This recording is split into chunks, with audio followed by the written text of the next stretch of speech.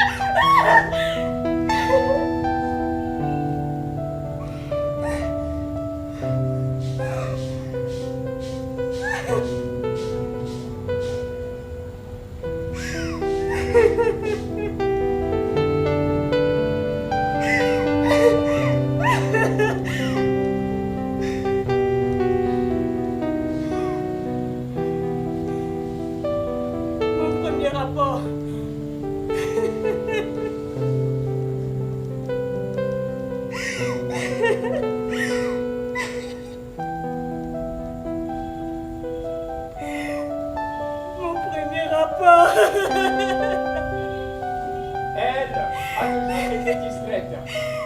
L'amertume toujours palpable dans le regard. La douleur dans les yeux. Je l'ai eu à 12 ans. Je n'ai pas aimé. Depuis, je n'aime pas les hommes.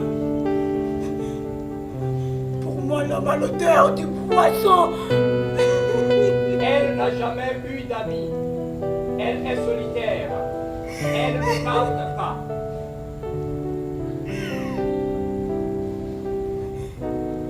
Malheureusement, je n'ai eu que de profs mal. Je n'ai pas aimé l'école. Elle a été violée par un prof. Pour moi, l'homme a l'odeur du poisson.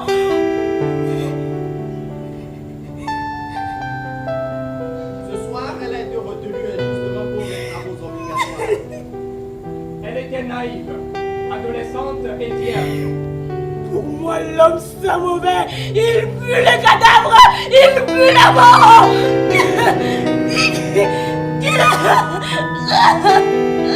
C'était sur un rocher derrière la classe. Elle ne pouvait jamais deviner ce qui allait se passer. Il a juste dit, déshabille-toi. Il voulait vérifier si elle n'a pas eu de blessure avec sa chute au sport. Il avait un gros pénis. Il a enfoncé. Encore. Et encore. Et encore. Et une fois de plus.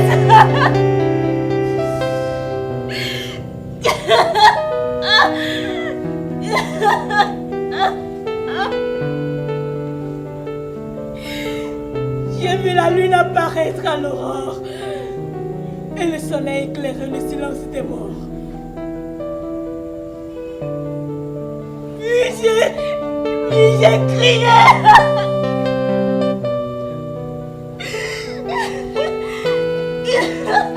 Ce vieux prof a abusé de cette gamine de 12 ans.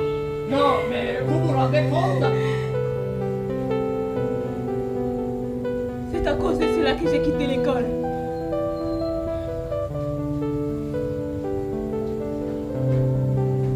Elle s'est réfugiée au séminaire après ce drame. Pour elle, il y avait une option, devenir religieuse. Je ne suis plus retournée. Je ne pouvais plus retourner. Non. Je ne voulais plus. Non. Pas après ce que j'ai vécu.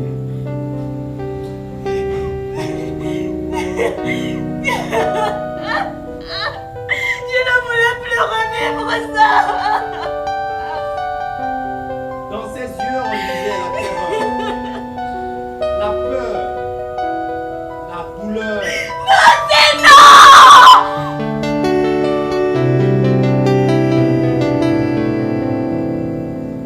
Elle était déterminée.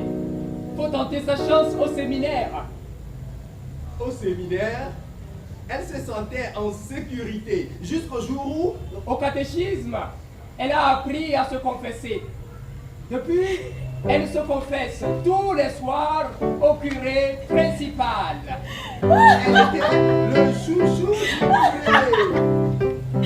Je recevais la bénédiction du curé tous les soirs devant la statue de Jésus, juste en face de la salle de confession.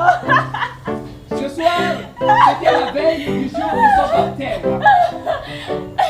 J'avais fini mes 3 ans et comme de coutume, il fallait que je me confesse au plus tard la veille du jour de mon baptême. Elle n'avait rien à craindre. Elle pouvait tout dire. Elle disait tout. Enfin, tout allait pour le mieux.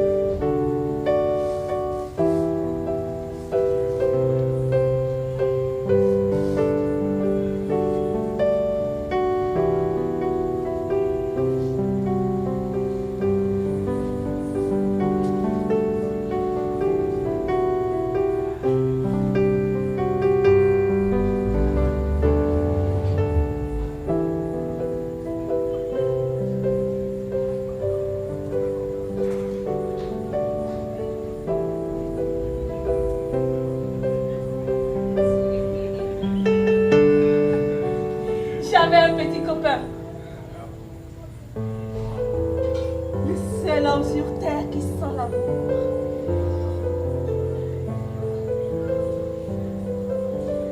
Parfum de rose, parsemé de tulipes, qui t'emporte à la première bouffée d'air et réveille en toi tous tes sens. Tu t'envoles, tu t'envoles, tu t'envoles, tu t'envoles. Et en redescendant, tu sens le battement de tes ailes qui s'ouvrent puis se referment encore. Et encore, et encore, et encore, et encore. Et tu sens la terre t'accueillir avec douceur, doucement, doucement. Puis tu te réveilles. Mais avant d'être totalement prête pour le baptême, il fallait que je confesse qu'il y a 2 jours, j'ai fait l'amour pour la première fois. Oui, enfin, tout allait pour le mieux. La confession commençait exactement à 6h du soir. Je n'ai rien à perdre, rien à craindre, se disait-elle. Je disais tout. J'avais 15 ans et il y a 2 jours, j'ai fait l'amour pour la première fois. C'était merveilleux. Plus besoin de cacher les détails d'une telle passion. C'était un péché après tout et je voulais tout recommencer avec le cœur léger. Alors je devais tout dire. Pourquoi ça s'est passé, avec qui et comment ça s'est passé. Elle disait tout jusqu'à Ce gros porc de curé m'a violée.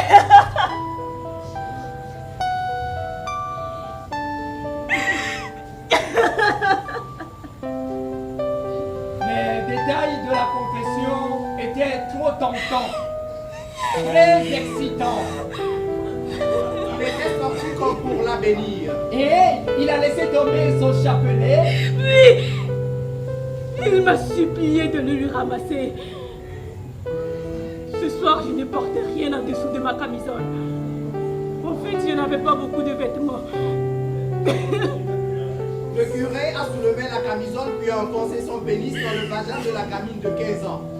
Juste en face de la statue de Jésus. Il a maudit de me de me maudire si jamais je crie. Alors j'ai fermé les yeux et j'ai encaissé. Quand j'ai réouvert les yeux, la statue de Jésus était toujours là me regarder. Elle m'a vu encaisser avec douleur, souffrance et peine. Mais elle a laissé le curé faire, sans rien faire, sans rien dire. Elle n'a rien dit. Elle n'a rien fait.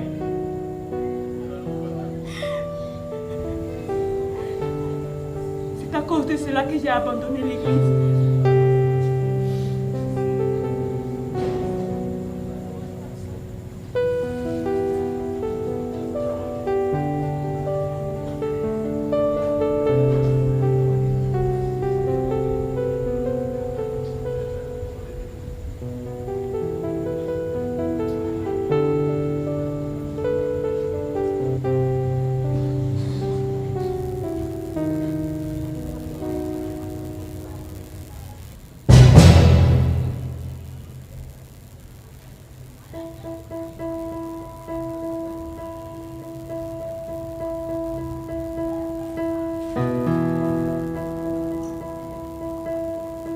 Le drame a culbuté le drame. Mais le temps n'a pas cessé de tourner. Fallait chercher à quoi s'accrocher, l'essence de la vie. Fallait faire un grand saut en arrière, prendre du recul sur tout. Appréhender le tout, faire des calculs justes, faire l'analyse du juste. Un retour à la source s'impose, où l'on peut tout effacer, tout oublier, tout recommencer. Penser un nouveau chemin, le tracer, puis le mettre en prose. Facile à lire, facile difficile à suivre. Aller recréer le destin, le façonner en fonction des résultats escomptés. Partir, voyager pour un avenir sans heurts, le ramener à tout à l'heure. Un voyage dans le temps, au service du bien, au service du vrai, au nom de la justice, au nom de l'égalité, au nom des opportunités équitables, à la quête du vrai, de la réalité sur nos capacités au-delà de nos limites, pour que transcende l'acteur au-delà du spectateur, pour que domine le créateur sur la créature, à la quête de l'énergie équitable, à la quête de la vie, à la quête du présent, pour qu'on renaisse la vie au-delà du ressentiment, de l'envie de tuer, de torturer, puis se venger et faire exploser comme une bombe.